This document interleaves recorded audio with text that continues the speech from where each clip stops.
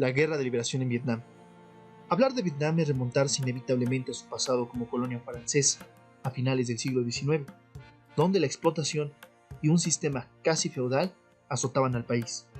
El control por el monopolio del arroz, la explotación de recursos naturales y de mano de obra llevó a Francia a sofocar varios levantamientos del pueblo vietnamita en su contra. Con el inicio de la Segunda Guerra Mundial, el control francés sobre la región Indochina fue perdiéndose debido a los reveses que la Alemania nazi infligió en el corazón de París, pues el avance de la Wehrmacht fue imparable,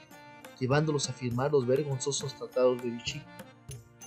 Mientras que en el Pacífico Asiático, Japón, país unido al eje conformado por Alemania e Italia, se apoderaba de la región. Esta nueva relación no cambió en nada el sistema de explotación, más que en la figura de poder, pues las necesidades de la guerra volcaron a Vietnam a seguir cultivando arroz. Con el fin de la Segunda Guerra Mundial y la victoria aliada, Francia intentaría retomar sus antiguas posesiones coloniales. Sin embargo, el pueblo organizado en torno al Partido Comunista de Vietnam opondría resistencia a seguir bajo las viejas relaciones coloniales. El Partido Comunista de Vietnam nació en 1930 y después de varias divisiones, reunificaciones y cambios de nombre, se establece bajo la dirección política de Ho Chi Minh, joven político, escritor, periodista, nacido en la provincia de Nguyen An en 1895, formado en su infancia por su padre y posteriormente en China y Rusia bajo la dirección del Comité. Los objetivos del partido eran concretos: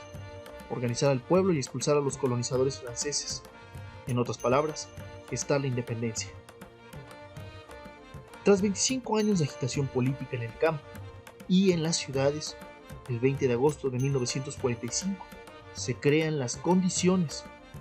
para establecer una insurrección popular que terminará por enfrascar a Francia y al PCB en una guerra durante 9 años. Sin embargo, hay algo que debe resaltarse de este proceso, y esta es la táctica utilizada para hacerle frente a un imperio como el francés, ya que el PCB estableció una guerra en el aspecto político, económico y militar. Por otro lado, se recurrió a la guerra de guerrillas para hacerle frente al ejército regular, que batalla tras batalla perdía, pues la forma de combate era distinta a los de las días de la guerra, apenas unos años atrás en Europa, ya que el Viet Minh se encontraba en todos lados sin ninguno, provocando un desgaste físico y moral a partir de emboscadas, sabotaje de instalaciones militares y vías de comunicación. Un factor clave para sostener la lucha fue el apoyo popular, ya que le brindaba al ejército y guerrillas del partido de la alimentación, fuerzas humanas y trabajo de inteligencia necesarios. El clímax de la Guerra de Liberación se dio el 13 de marzo de 1954, pues el Viet Minh, a cargo del general Vong Nguyen Giap, asedió durante 56 días la guarnición militar enemiga más importante, ubicada en Dien Bien Phu, que meses atrás fue tomada por los franceses a través de paracaidistas para impedir el abastecimiento de alimentos a las guerrillas campesinas. Por la zona geográfica, esta les permitía llevar a cabo operaciones sin ser alcanzadas por el fuego de los vietnamitas. Sin embargo, no contaron con dos cosas: primero, la artillería, y segundo, la operación logística para trasladarla pieza por pieza, del campo a las montañas, rodeando el valle de Dien Bien Phu. Esta derrota dejaría pérdidas en ambos lados, poco más de 2.000 soldados franceses y 7.000 soldados del Viet Minh, pero moralmente saldría victorioso el pueblo de Vietnam, que terminó expulsando a Francia de una parte de su territorio y fragmentado por el paralelo 17 después de los acuerdos de Ginebra en mayo del mismo año.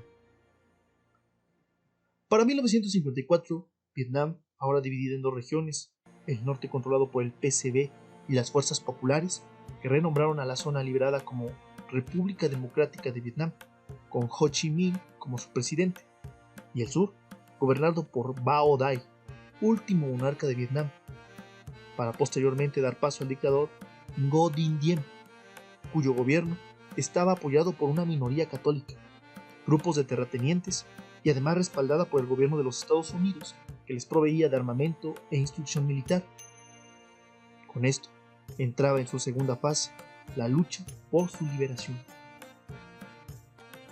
Los Estados Unidos instalaron un gobierno títere que pretendía reunificar la parte norte liberada a través de elecciones en 1956. Sin embargo, cancelaron toda posibilidad democrática al constatar que su candidato perdería ante el aplastante curso de la historia que ponía del lado del PCB al pueblo vietnamita. No obstante, instauraron una dictadura que terminó por perseguir a la insurgencia popular que se conglomeraba en torno al Frente Nacional de Liberación. El FNL surgió el 20 de diciembre de 1960 como respuesta a la imposición de la dictadura y del imperialismo americano. La organización estaba compuesta en su mayoría por socialistas. No obstante, existían en el interior grupos religiosos pro-budistas y nacionalistas anti-imperialistas que, coordinados, llevaron en un primer momento una lucha pacífica para dar paso posteriormente a la lucha armada. Debido a las condiciones de violencia impuestas con el tiempo, y al igual que el Viet Minh, encontraron su apoyo en los campesinos y en algunos miembros de la urbe, y también, al igual que sus compatriotas norteños, dieron el salto cualitativo que los llevó de ser grupos guerrilleros a un ejército en forma con diferentes divisiones. La creatividad, pero sobre todo la convicción en expulsar a un enemigo más grande, llevó al FNL a ingeniar amplios túneles subterráneos en la selva, emboscadas en los árboles, trampas de bambú, entre otras formas de guerra, de cara al avance tecnológico de los Estados Unidos que llevaron al terreno los primeros helicópteros Huey, utilizados también apenas unos años atrás en la Guerra de Corea, ametralladoras de alto poder como la M60 y las destructoras bombas de napalm,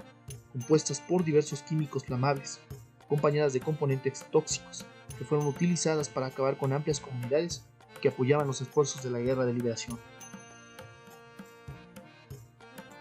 Según Agustín Prima, autor del libro La Guerra de Vietnam, durante los años 1965 y 1966, los americanos desplegaron cerca de 200.000 hombres en suelo survietnamita, Laos y Camboya, regiones pertenecientes a Indochina, que también fueron atacadas por el imperialismo, debido a su posición estratégica, pues eran comúnmente usadas como rutas del Viet Minh para apoyar al FNL. En 1966 y 1967 desplegaron 400.000 hombres más. A pesar de esto, el Viet Cong, nombre que recibió las Fuerzas Armadas de Liberación del FNL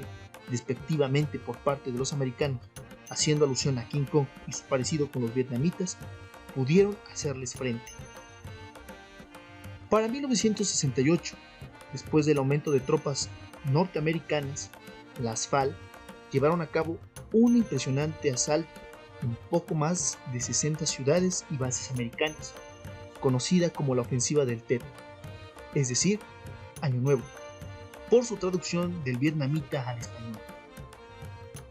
Esto dejó desmoralizadas a las tropas invasoras y survietnamitas, que desde que comenzó la guerra no habían tenido un minuto de descanso, al igual que las FNL y la República Democrática de Vietnam del Norte, pues a la par de sus compatriotas, también fueron agredidos y bombardeados en puntos estratégicos de su infraestructura. Durante 6 años más los estadounidenses mantuvieron esta guerra, que desde el interior de sus instituciones como el Senado, veían como una derrota inevitable. No obstante, para el ejército norteamericano y la Agencia Central de Inteligencia, era una vergüenza que decidieron alargar desde que el presidente Lyndon Johnson había asumido la presidencia en 1963, tras el asesinato de John F. Kennedy en Dallas, Texas. Fue así que año tras año el FNL y sus FAL liberaron ciudad por ciudad. Para 1972 ya habían tomado cerca de 64 ciudades. Esto condujo a que en 1973 se firmaron los Acuerdos de París para la salida ordenada de las tropas norteamericanas del sur de Vietnam, dejando a la indeleble resistencia anticomunista la labor de seguir combatiendo al FNL, cuestión que no pasó, y al final, después de décadas de lucha y sangre, organización política y militar, el pueblo de Vietnam del Norte y el del Sur, hacia 1975, comienzan la reunificación, demostrando su valentía y unidad para expulsar a dos potencias, pese a que todo estaba en su contra. Si te gustó el video, dale me gusta y compártelo con alguien que esté interesado en el tema. Te invitamos a ver nuestros demás videos en YouTube y TikTok. De igual forma, te invitamos a escuchar nuestro podcast en la plataforma Spotify.